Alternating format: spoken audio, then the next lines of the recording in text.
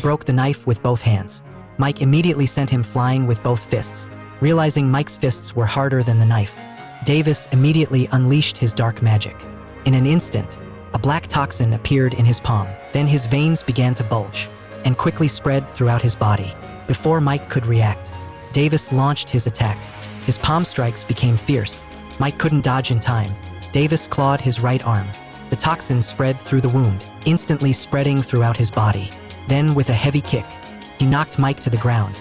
Then he lifted Mike up and threw him into the river, watching her husband thrown into the river. Heartbroken Alice also jumped into the river. Fortunately, Alice and Mike were caught by tree branches and survived.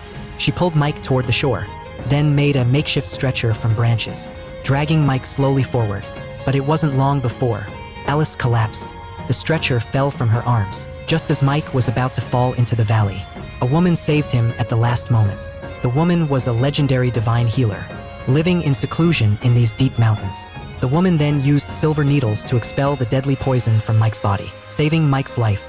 However, when Mike woke up, he discovered his right hand was broken. He couldn't even hold a bowl.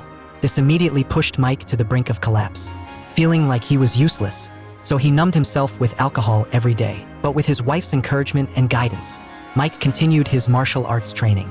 To restore his arm's strength, he forced himself to grip a 1,000-pound wooden post, though it was extremely difficult at first. But through daily rigorous practice, his right hand's strength quickly recovered. Even 1,000-year-old tree bark, he could tear it off. With one punch, he could make towering trees sway precariously. But even so, Mike still wasn't satisfied, so he continued to train hard with dedication. This day, he was practicing on the mountain as usual, when he suddenly heard strange sounds. He looked up and discovered two people standing on the treetops. Watching the two use lightness skills to leave, Mike immediately chased after them, and the scene before him left him absolutely amazed. Hidden here was actually a realm of 10,000 Buddhas. The two were now beneath a Buddha statue. Mike understood this was a fateful opportunity, so he wanted to become their disciple.